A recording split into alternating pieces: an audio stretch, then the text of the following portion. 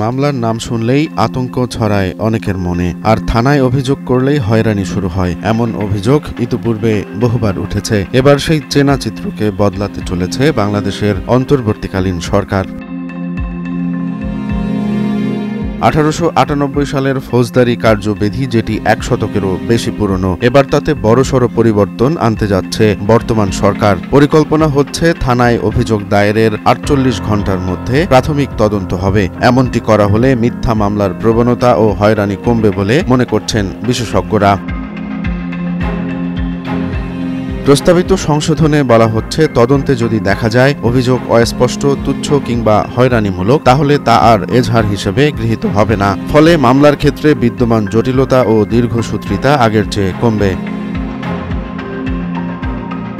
এই বিধান যুক্ত করা হচ্ছে সিআরপিসির 154 ধারায়, আর এর সঙ্গে আরও একটি পরিবর্তন আসছে 173 ধারায়, যেটি মামলা তদন্তের বিষয়। সংশোধন অনুযায়ী মামলার তদন্ত চূড়ান্ত হওয়ার আগেই একটি অন্তর্বর্তী তদন্ত প্রতিবেদন দিতে পারবে পুলিশ।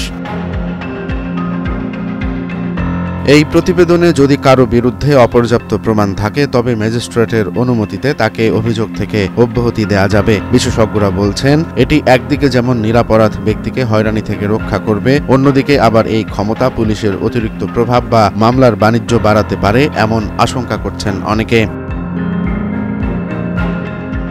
আইন উপদেষ্টা ডক্টর আসিফ নজরুল জানিয়েছেন, পুলিশের ক্ষমতা বাড়ানোর সমালোচনা থাকলেও মিথ্যা মামলা বন্ধে এটি একটি সাহসী পদক্ষেপ। তিনি বলেন, অনেকেই চায়নি পুলিশকে এত ক্ষমতা দেয়া হোক, আবার কেউ কেউ চেয়েছেন আরও কঠোর ব্যবস্থা, কিন্তু ন্যায় বিচার প্রতিষ্ঠায় এই ঝুঁকি নেওয়া জরুরি বলে মন্তব্য করছেন তিনি।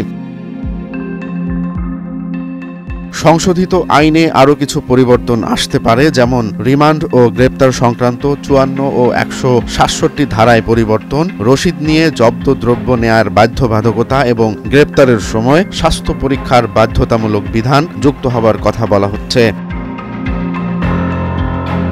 মিথ্যা মামলা, রাজনৈতিক প্রতিহিংসা কিংবা ব্যক্তিগত শত্রুতার বশবর্তী হয়ে হাজারো মানুষ যেভাবে মামলায় ভোগান্তির শিকার হন, সেসব ঘটনা এখন নতুন আলোচনার কেন্দ্রবিন্দুতে পরিণত হয়েছে।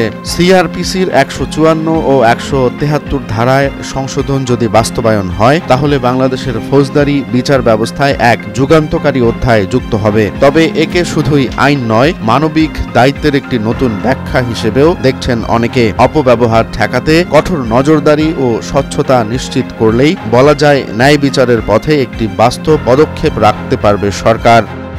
রোমান্স তালুকদার, নয়া দিগন্ত।